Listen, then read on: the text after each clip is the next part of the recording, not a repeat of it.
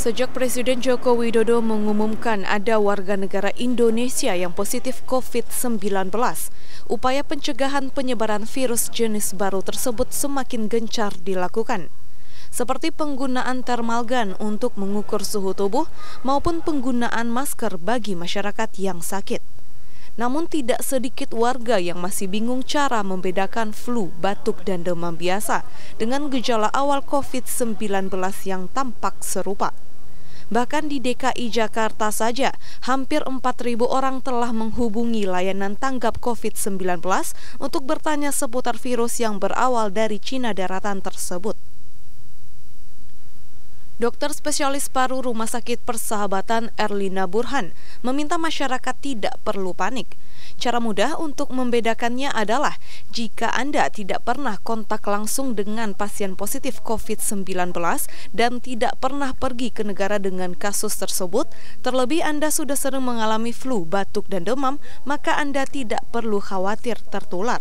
Namun jika Anda jarang mengalami flu, batuk, dan demam, kemudian diiringi dengan nyeri kepala dan gejala sulit bernafas, dokter yang juga tergabung dalam Satgas COVID-ID ini menyarankan Anda untuk sesegera mungkin memeriksakan diri ke fasilitas kesehatan terdekat.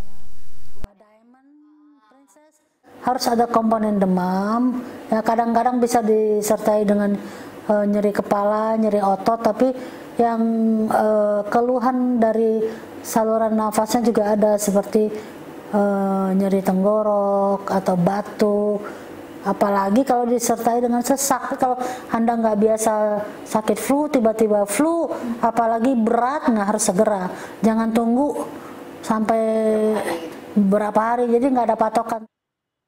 Menteri Kesehatan Agus Terawan terus mengingatkan masyarakat untuk menjaga kesehatan dan meningkatkan daya tahan tubuh. Jika tubuh berada dalam keadaan baik, maka tidak akan mudah terjangkit virus atau penyakit. Karena COVID-19 merupakan jenis penyakit self-limited disease, yang artinya dapat sembuh dengan sendirinya ketika tubuh membangun imunitas untuk melawan virus-virus tersebut.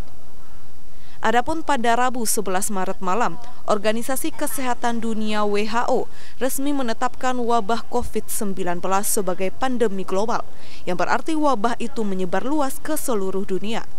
WHO mendesak masyarakat dunia agar menggandakan upaya untuk membendung wabah tersebut. Langkah agresif dinilai masih mampu berperan besar dalam membatasi pandemi COVID-19. Dari Jakarta, Kuntum Rizwan, Kantor Berita Antara mewartakan.